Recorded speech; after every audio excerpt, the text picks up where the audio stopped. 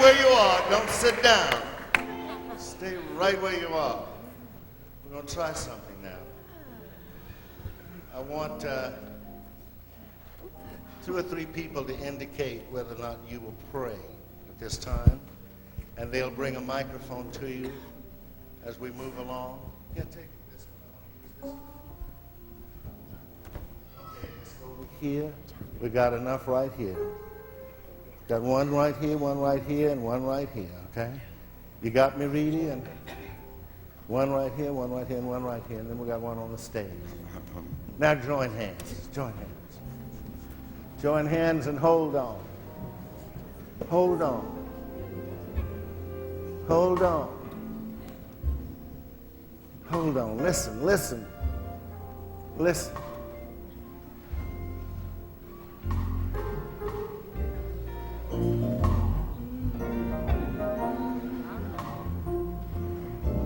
Now, go right ahead. Dear Lord, I thank you for this day that you have given us to celebrate together. Thank you for your love, your protection, your guidance, for all the blessings that you have given each one of us. Help us, O Lord, to help each other's cross to bear. Help us, O Lord, to give our love unwillingly, unconditional love, to those who do not know about love, to those we must love wherever they are. Help us, O Lord, in all the programs that are here at this church to reach out to the community and to the world. Bless us that we may go in the way that you would have us to go and to say the words that you would have us say. These and other blessings we ask in thy Son's name.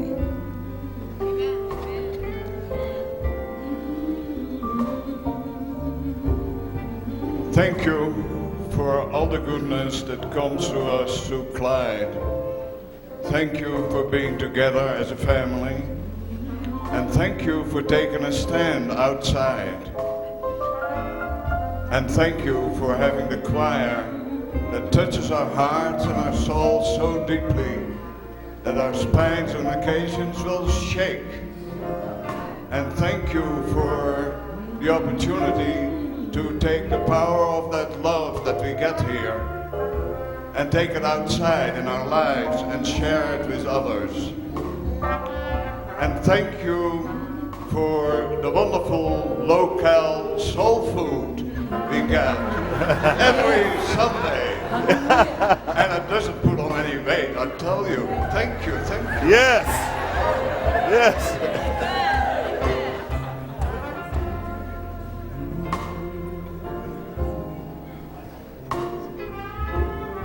Is that it? Is that it?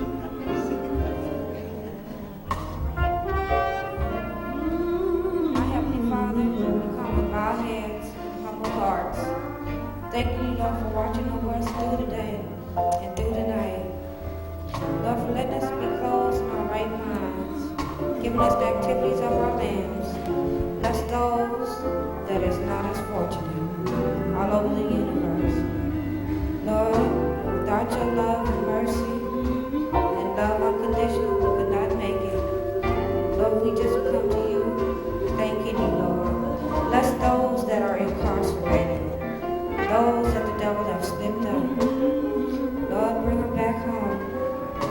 Lord, bless the sick, the bereaved, the brokenhearted, the homeless, those that are despairing, those that have been raped. Lord, bless all the people in the way that you feel they should be blessed. All these things I ask and give thanks in Jesus' name. Hallelujah. Amen.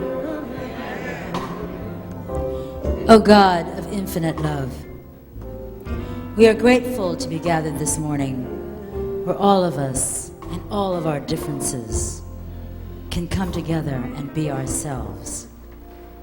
Thank you for this diversity, God. How rich is this tapestry of humanity? How miraculous is your loom of life? Thank you, too, for the common threads that tie us together as we reach out our compassion to to those whose lives are lost and injured in Nairobi and Dar es Salaam, and to those who suffer in other parts of the world and in our nation because of war or disaster or acts of violence. Let us not forget, O God, the lives of those lost in Holocaust and in nuclear war. On this August 9th, the 53rd anniversary of the bombing of Nagasaki, let us be more determined instruments of your peace, O God, starting with our own recovery from prejudice and bigotry and fear. Let us unravel our own knots of suspicion and self-righteousness and construct a stronger net of justice and compassion and empathy. Let us act like fisherwomen and men, casting our nets to the children and those most vulnerable. Bring them into the safety of our arms. Oh God, let me just say simply, thank you. Thank you for this minister, for this choir, for this community, and for your spirit that lifts us all. Amazing, amazing grace, how sweet the sound that saved someone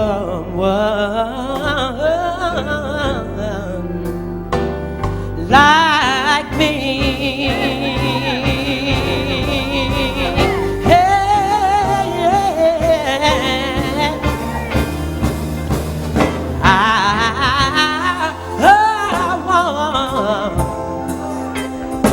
Was long,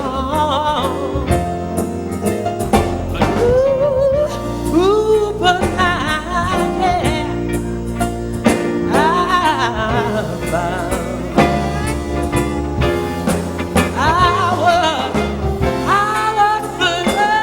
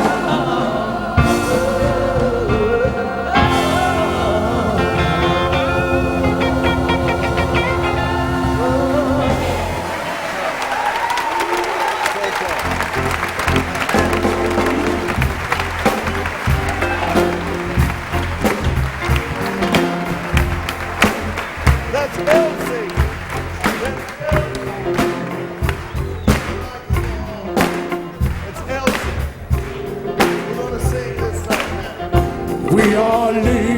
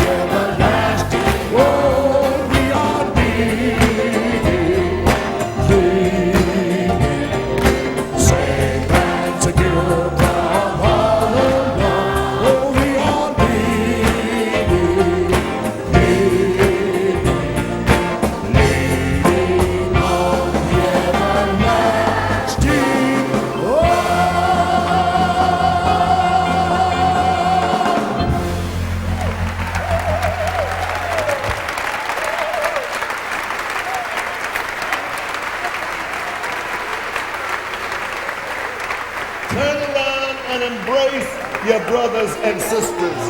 Embrace each other. Yeah.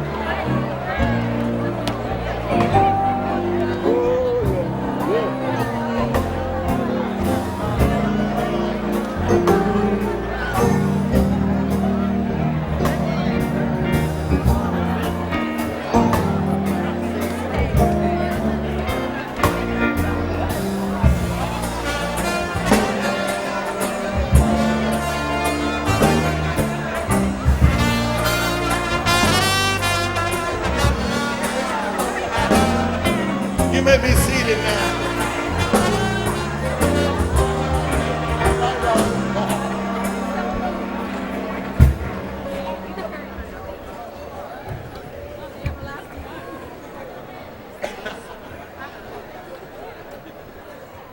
Hello. Hello. Listen. You're going to miss something if you don't hear this now. I'm going to speak this morning on understanding. And I would like for the ushers to pass out about 8 yellow slips, clean paper, and there's a pen that accompanies that paper. It has Glide's logo on it, and address and everything. Cost us 17 cents, so we're giving you a great pen. Okay? Along with this yellow, I want about 8 people to ask questions, write a question, or make a statement on the yellow piece of paper, and we're going to take them up, and before the offering or at the time of the offering, and what we're going to do is put them in the jar. Now see, some of you were not here last Sunday, so you don't know what I'm talking about. I preached on the jar. I have a jar right over here that I'm going to jar you this morning, I tell you. Yeah. Anyway, write whatever you want to on that related to understanding. And I will have them pick them up, or you give it to the ushers. And then at one point in my sermon today, I will open the jar and take out your statements. And there's no telling what I'll do with them. Thank you. Do that for me now. All right. I know it's hot in here, but that's the way it's supposed to be. Let it be hot. I mean, you know, don't save nothing. They decided to wear what they call what do you call these folks? Civvies. They're in their civvies today, okay? Whatever that means. Anyway, they're going to sing today, Lord have mercy. The Glad Ensemble.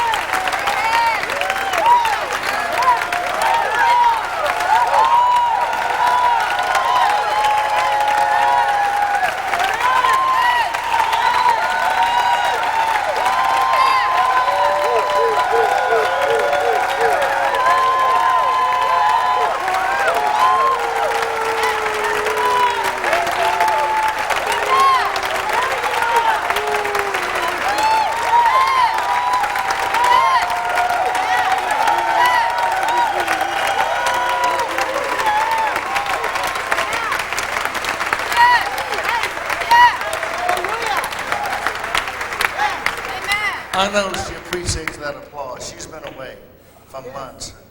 She's had several members of her family to die. And so she's been facing death for months now with members of her family. So I know you really appreciate that applause very much. Thank you.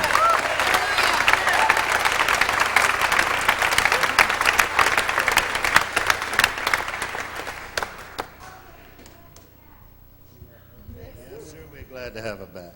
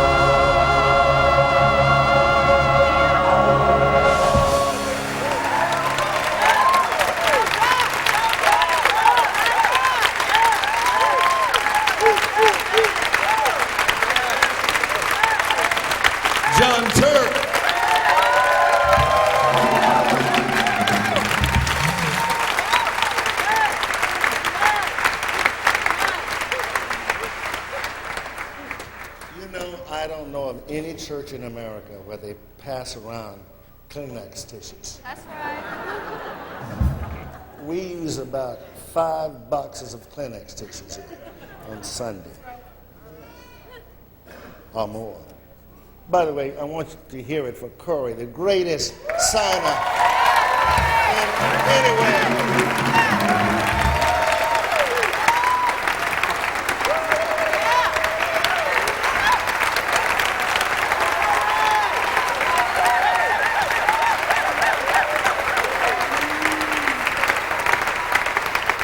When you sign in rhythm, you doing something.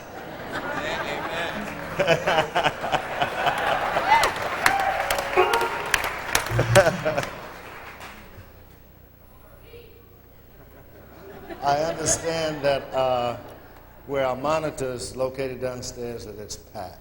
It's overpacked down there. It's overpacked up here, too. That's right. Makes me feel so good to see a crowd in church. Yeah, just crowded, overcrowded. Yeah. Okay, let's do another.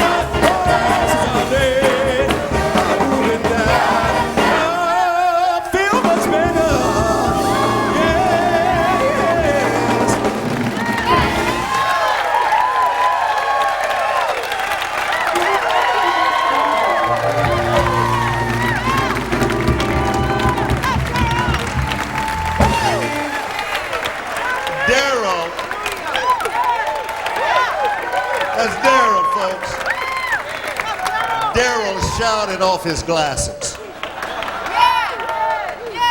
I'm glad you didn't step on them, brother. I was hustling trying to get to those glasses.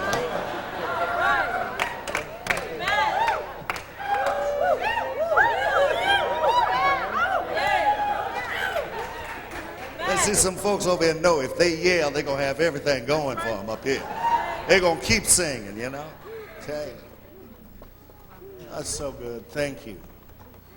Thank you for feeling some passion.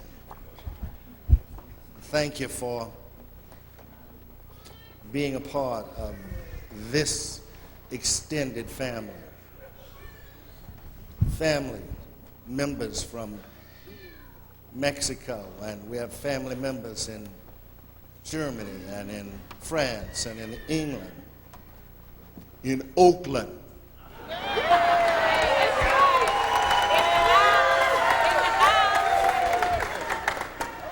God, I knew that would create a problem.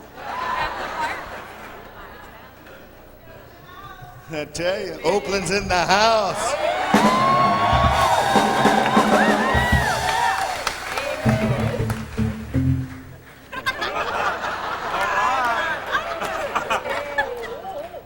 I want you to be a part of our extended family also. So I'm asking you to join us. We're one of the fastest growing churches in America. We're certainly one of the strangest churches in America. And we don't mind that. We don't mind that. But I want you to be a part of it. So after the celebration, I want you to go right through that door to the door that you get to. First one, go in there, the left, on your left. And there'll be people there to receive you and talk with you and so forth. Thank you for coming our way. No matter where you're from, thank you for coming our way. It's so important to us. When we ask people, how did you know about Glide? They often say, well, I want you to know that you're in the travel books.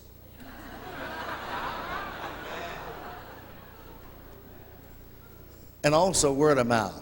See, when you leave from here, you're going to leave from here either against us or for us. And we don't leave no gray between, nothing between. You know, either you get it or you don't get it, you know. No gray area.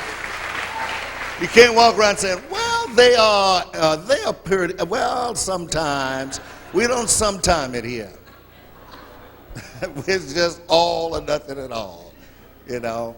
Well, I'm pushing the point to say that, you know, we want to be, the church ought to be out front, and we want to be out front. That's what we want to be. So much for that commercial. Now, come on. Who's going to do this? It's Linda, right? Come on, Linda.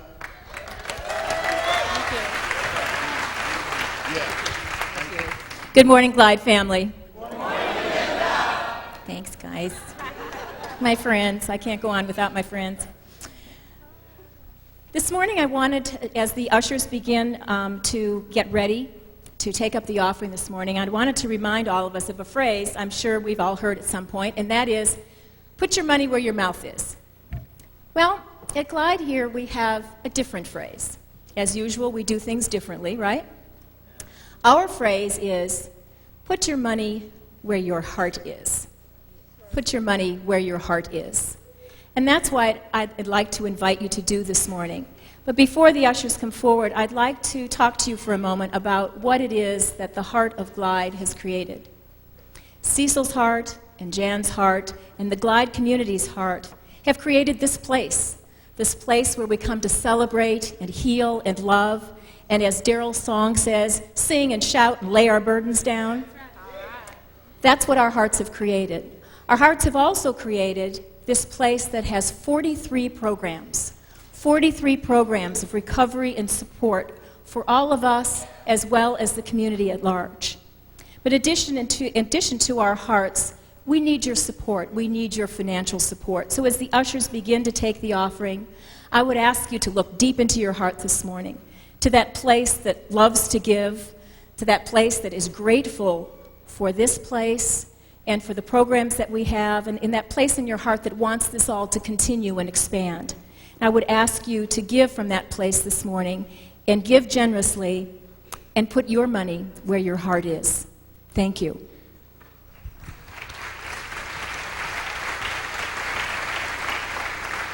Have a few announcements this morning, as always. We have a very exciting event coming up in a couple of weeks on Sunday, August the 30th. So please put that on your calendar. That is the day that we're going to invite you to come over and look at the new Glide Child Care and Family Support Center right up the street on Ellis Street. And you're going to have the opportunity that day to see the place before we really begin the work of renovating it. The building actually looks pretty good right now, but in order to prepare it for the kids and the families that are going to participate there, we need to do a lot of work to it, and we want to give you a chance to see it before, and of course you'll have a chance to see it after when we open it during the holidays. This is going to be another amazing Glide family creation. So please join us that day. It's going to be after each celebration. So right after the 9 o'clock and the 11 o'clock, you can just walk up the street. Some of the kids will be here to guide you so you don't get lost along the way. And please join us to celebrate the creation and the beginning of that very special place. That's August 30th. Also, if you'd like to help in any way, there's a table set up in Freedom Hall after the celebration, and you can come and talk to us about ways in which you can help to fundraise, be involved in developing programs. We need your help. We need your financial support, so please come and join us. Also wanted to remind you that we have audio and videotapes by our own Cecil Williams.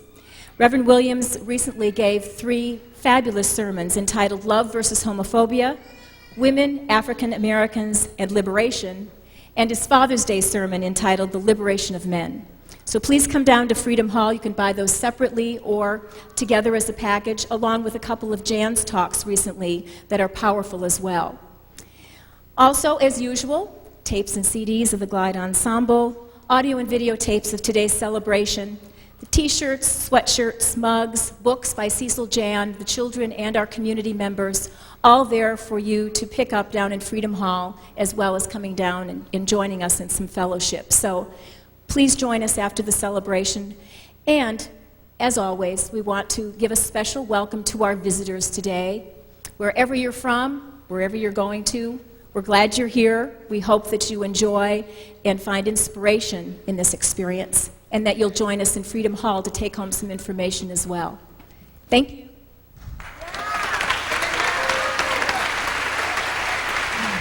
Got back in time. I know. Take your time taking up the money. Do we have the yellow sheets? Are they in the jar? Okay, thank you. I'm not ready yet. Somebody really asked a question while we're getting through here. You know, it was really my God. It would have taken me 30 minutes to answer that question. So I asked him to leave, you know.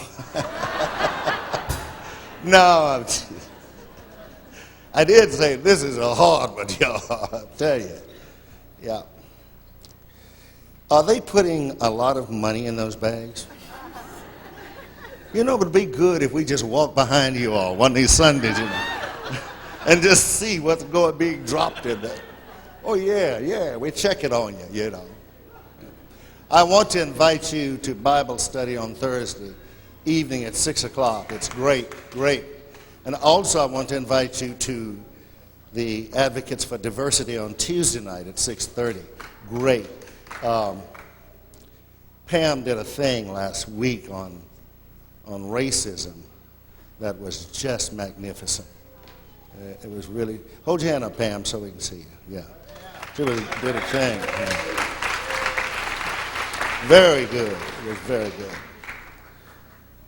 And we've got 43 programs here, which Janice Mirikatani directs, executive director.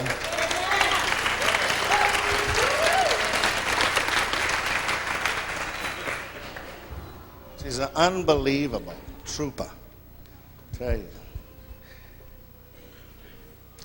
Okay, I want you to listen to this one now. It's a great song and a great woman singing the song.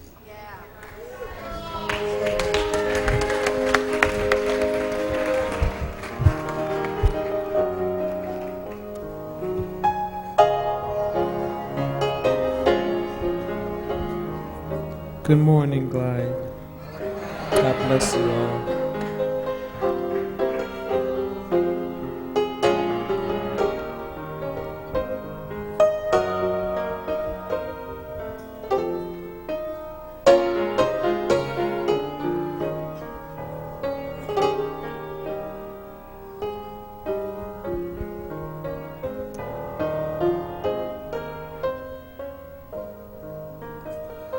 God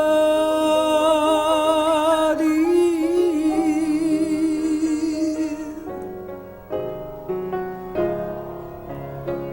my protection.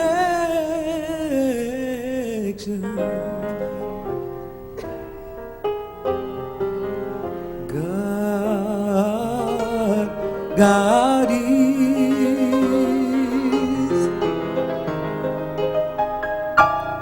my all and all.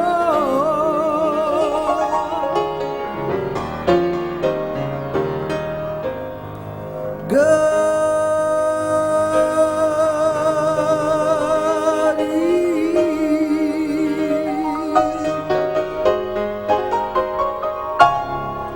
my light in darkness.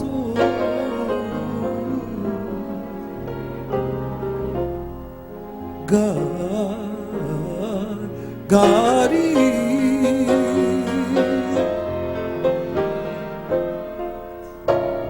my all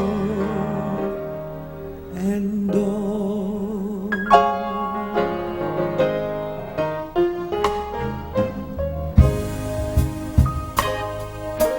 God is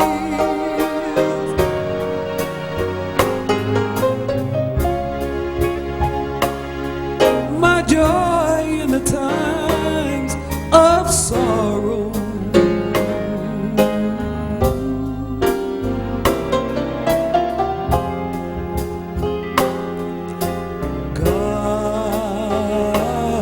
God is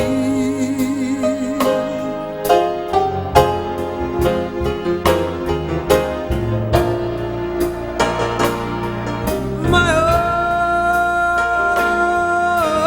and all.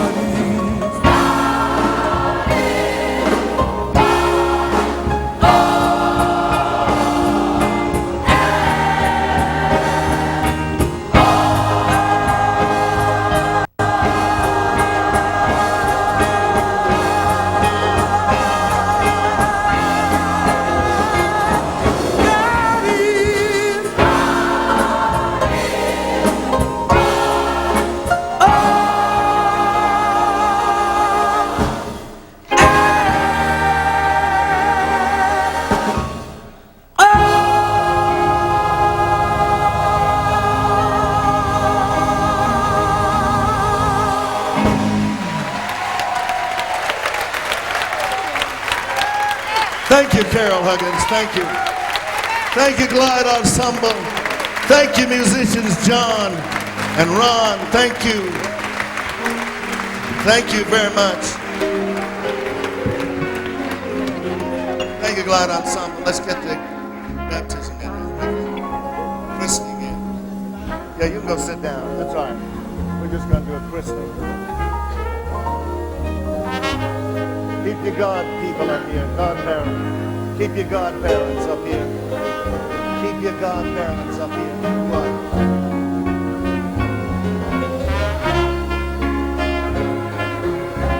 Give me that. Thank you, thank you.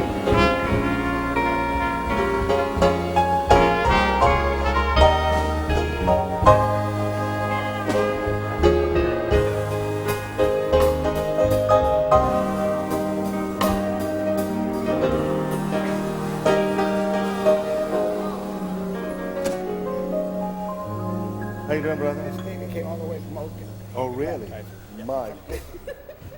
The baby came all the way from Oakland just to be christened here.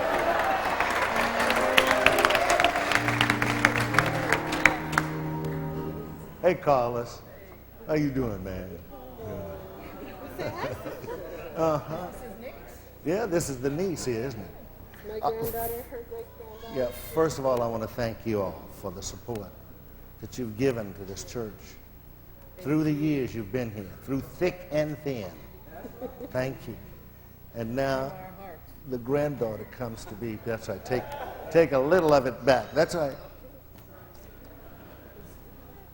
I know I started messing with you. I should not have done that.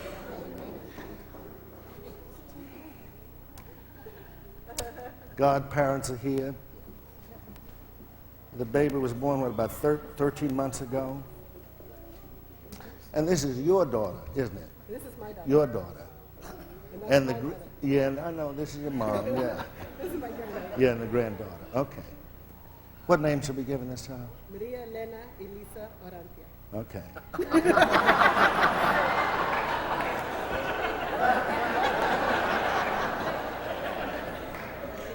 That's why you always ask. Okay? Because I couldn't say it all. I can do Maria. Nena. Nena. Maria Nena. Hi, Maria Nena. Oh, such a sweet girl. This is your son? Yes, partner. Oh, really? Good. Yeah. Good to see you. All right, take this. Somebody hold that for me. Bring this over here. Yeah. Pull on my hair. Come here and pull on my hair. Come here, sweetheart. Oh, you're so sweet. This baby is now under the care of the entire extended family of Glide. And I know you're going to continue to love her, comfort her, give her strength and confidence that she will continue to go on with life. And we support that so very much. That's right. Go and feel on my beard. That's right. That's right. That's the reason I let it grow. I want to christen you in the name of, first and foremost, your family, your kinfolks, those who are closest to you. And then I want to christen you in the name of the community, the koinonia. And then I want to christen you in the name of the Father, Mother God, and the Holy Spirit. Amen.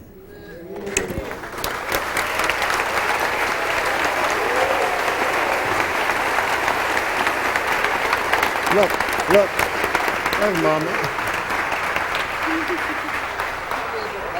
Yeah. Thank y'all very much. Yeah. Thank you. Mm-hmm. Yeah. Thank you.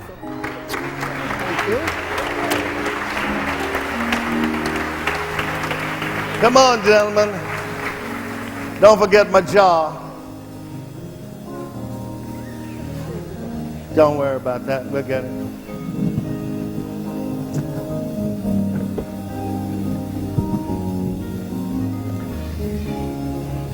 Linda, you made this pulpit. You did it. It's getting heavy. So would you build a light one that I can lift up like this? Thank you. Thank you. Why is this one so thick with all the... Really? Yeah, thank you. Thank you. Yeah, I'll leave some in there for about 2 more weeks.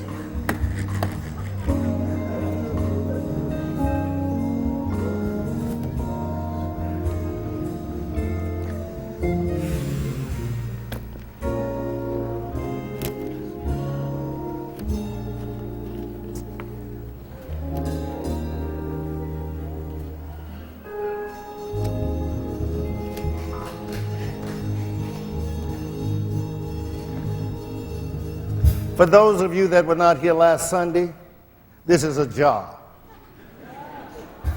It is a jar where you can put preserves in, you know, all kinds of preserves, peaches, pears, figs, apples, anything. And it will stay preserved until you take it open a little bit. You can, usually they put, what's that white stuff they put on? What? Paraffin, yeah. You know, you have to break it or whatever. You got to get some breathing stuff here. That's the important thing. It's like that also with this jar. Last week we turned this jar. It was not easy turning the top of this jar.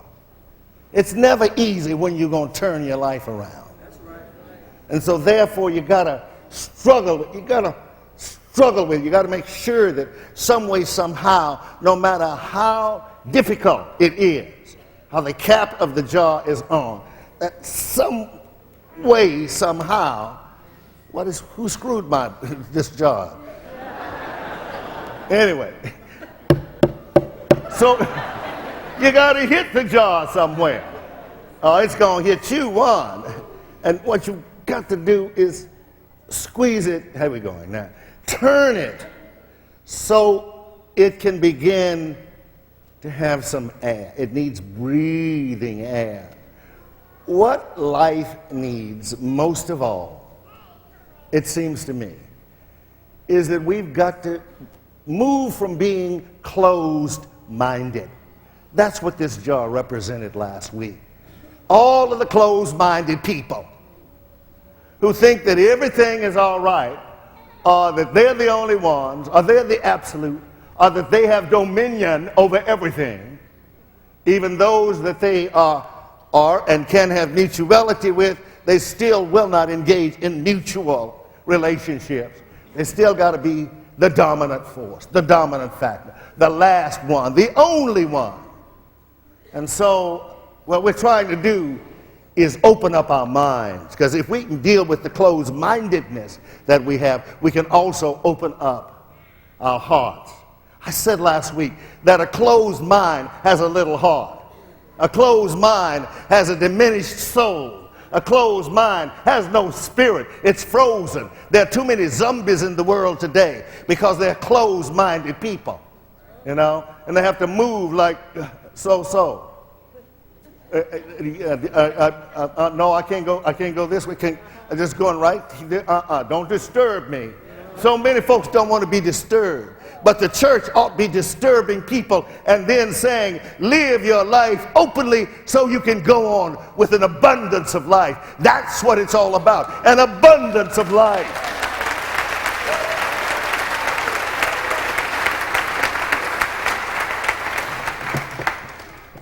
I look at the Old Testament and I look at one of my favorite passages in Isaiah. And I get excited, I'm telling you, because this is who I am in my liberated self. Thank you, I hope I am. In my liberated self, what I am attempting to do is to make sure that some way I am for change. I live with change. Change takes place. And whatever's new, I want to see it.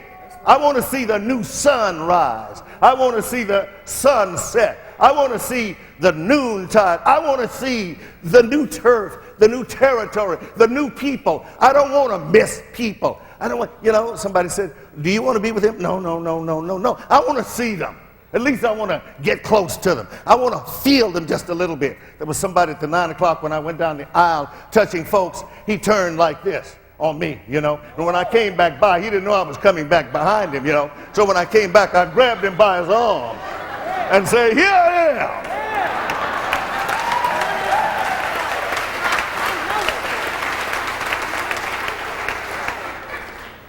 I don't know whether he left or not, but he must know that he can't turn his back on people, on life, on community.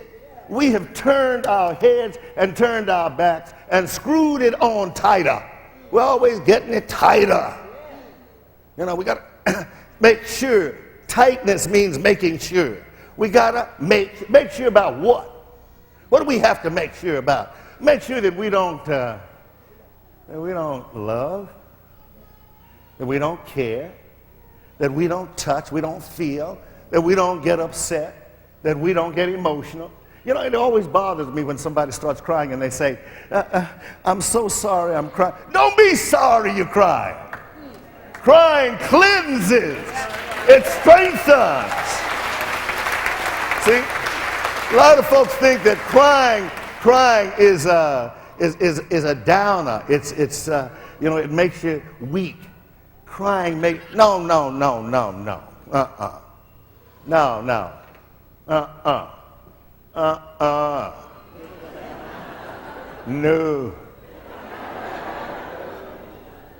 She'll never get one morning, Jan and I were standing at the kitchen window, and I'd just gone through quite an experience. And it had to do with the fact that we had been arrested and worked so hard to try to make sure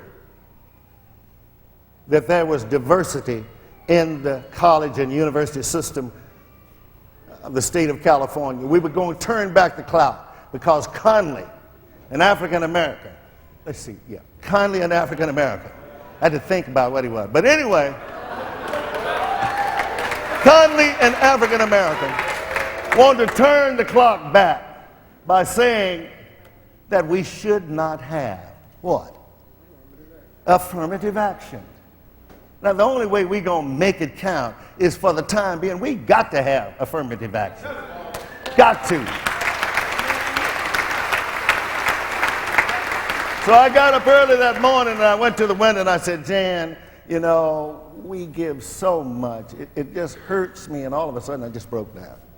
And I weep. I did a lot of weeping. I think I remember taking some of that weeping back years ago and bringing it up to now. Because I couldn't stop. I just kept going, But when I was through, I said, we're going to go get them. Because the weeping had given me strength. I knew that there was a purpose for life again. And I wanted to make sure that, as in Isaiah, that these words were critical for me. But the Lord says, do not cling to events of the past or dwell on what happened long ago. Watch for the new thing. I am going to do it now. It is happening already. You can see it, can't you? There's a new thing going on. And what we don't do is we don't see it, we don't hear it, we don't respond to it, we just let it go by us. And I'm trying to say to us, all of us, the new thing is before us. It's in our midst. Somebody keeps saying, well, where's God? Where you want to find God? Huh? Where you look? Why you keep looking for God? God's looking for you and me. And God is tapping us on the shoulder and sometimes standing in front of us and say, I'm here, hello. And we keep saying, I wonder who that is.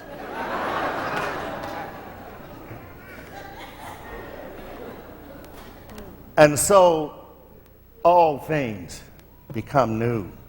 Now, having said that, then, let's talk about a question that was raised of Jesus, which is critical. It comes around the 13th chapter of Matthew. I don't know what you all discussed on this, Cheryl, but in Bible study, but this is a very fascinating story, because what happens is that the disciples and some of the folks come to Jesus. They want to know, why do you keep telling parables every time we ask you something? Rather than for you to say yes or no, you go into one of them stories. Always telling stories. I like to tell stories too. Sometimes I'm pretty good at stories. Because what I'm trying to do is find the truth in the story. You see, when someone stands up here at Glide and said, I've been recovering for a week, I know that's a great story. Recovering for a week. I haven't had anything for a week. Listen, if you get a week off of it, you're doing something. You hear me?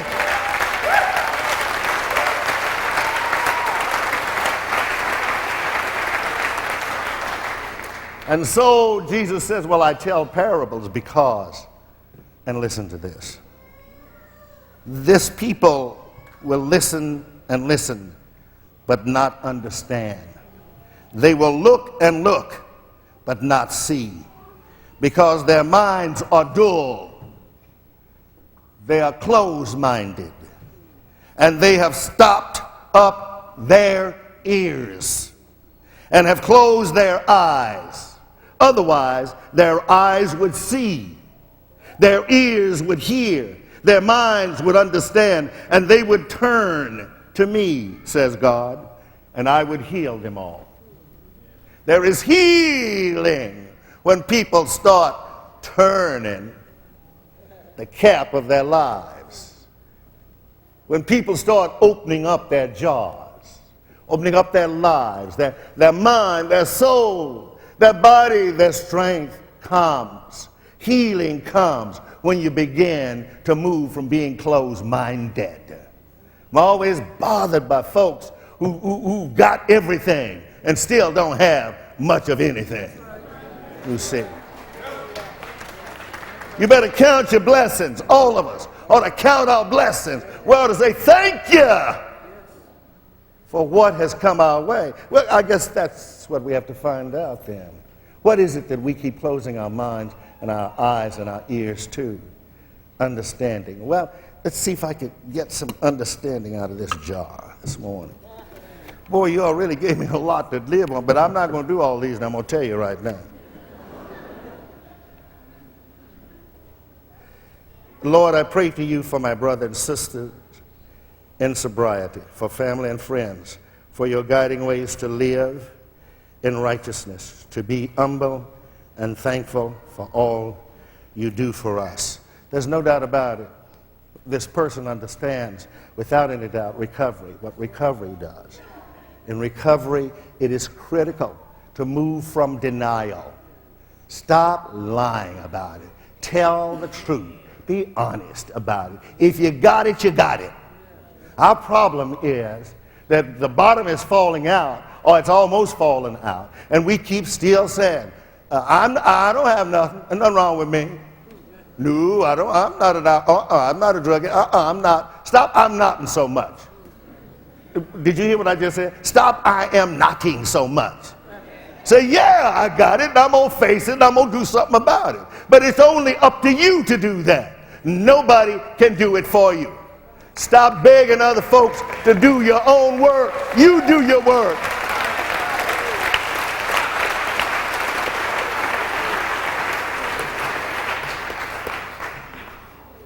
Understanding means taking a deep breath, a step back,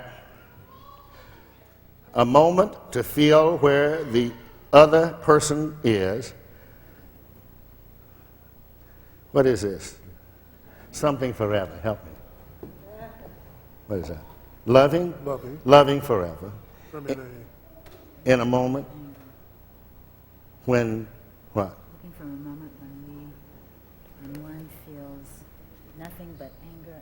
When one feels nothing but anger? Even hatred and Transforming that aversion to love, compassion for the other person, oneself and humanity. Who did that? No, don't show me. I do think it is a great statement, but I think you ought to go home now. No. Let's see what we can do with that. We got to do something with that.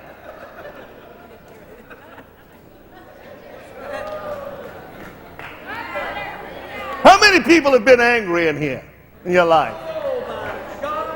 All right. Now, there's a delegation back there sitting up there saying, not us.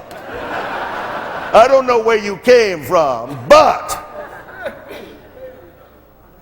you see, I think that anger may be the best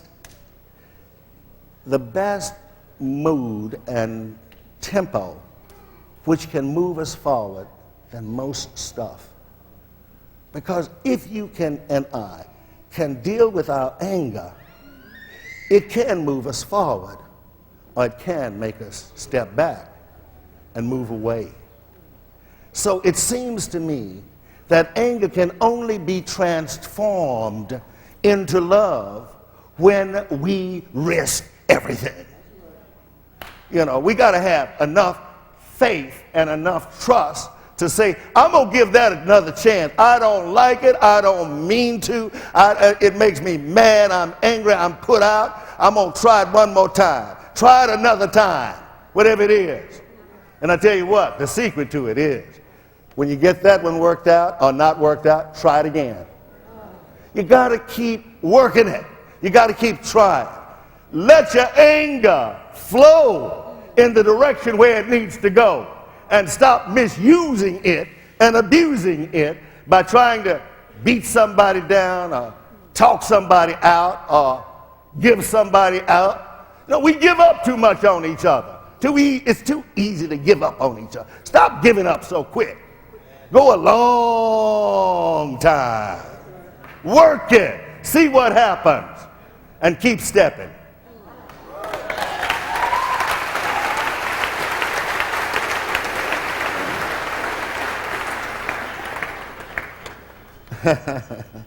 Go down to the potter's house. If it's broken, go to the potter's house. Oh my God. Why would you, don't do this to me. How do we love the far-right Christian?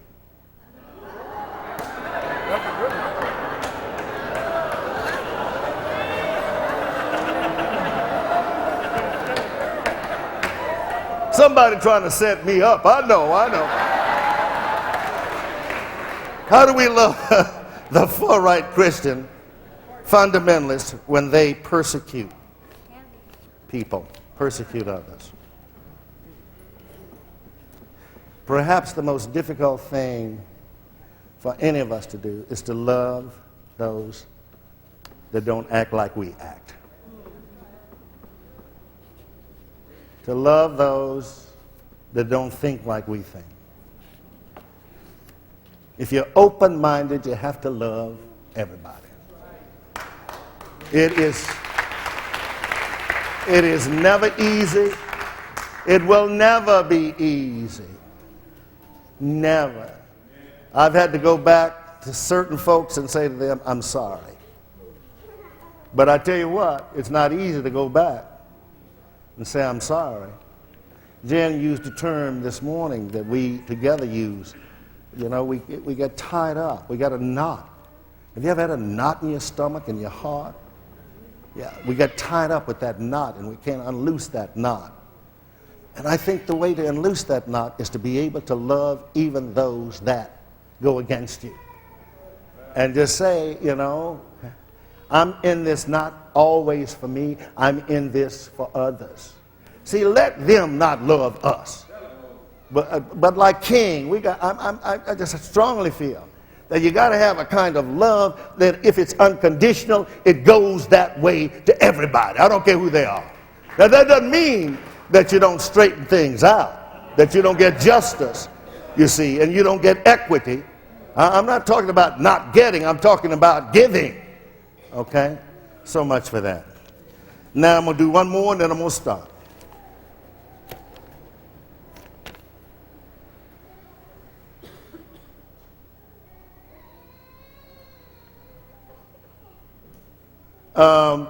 Is understanding the beginning of process of identity, our fears, letting go of the past pains, and living here in the moment. I think when the writers of the New Testament told the story about Jesus, and disciples and the people coming to him raising questions. I think there was no doubt about it. What was going on is that they were saying, are you the person that we've been looking for? Are you the Messiah? Are you the Messiah? And there are those who argue the point of Jesus' divineness and Jesus' humanity. But I want to get off that. I just simply want to say to you that one of the things that brought me through so far in my life is early in my life I went to identity. I began to deal with Cecil Williams when Cecil Williams was in junior high. Because after I had my breakdown, I knew I couldn't keep breaking down. Now, I know some of you don't think I haven't broken down since, but anyway, I knew that I had to come to grips with what it was to become paranoid. Why did I become, and we didn't have a doctor at that time, you know, a therapist. My family, the community was my therapist. This is why I love community. You hear me talk about the church, the community. I know the community. I know the people that I know. Because I have been to hell and back. I've been to the most extreme situation to wherever I am now. Anyway, the important thing is simply this. If you don't work with some sense of identity, you will never get it worked out. I'm going to tell you this. Don't use always Jesus when you're working out your identity. You say, well, what about you? What do you do? Well, I'm a Jesus is mine, and Jesus is mine, and Jesus. Well, what about you? What are you in regards to Jesus rather than Jesus is yours? See, what we often do is put everything on somebody that we think's got the power to take the power and take care of us. What we need is somebody who can take care of our power and his or her power and let powers blend. We don't need to set ourselves in a motion where we make Jesus a codependent. We need, wait, you hear what I just said? You hear me? Stop making Jesus a codependent. I know a lot of folks not going to like what I'm saying, but stop making Jesus a codependent. Jesus is a co-worker. Jesus is...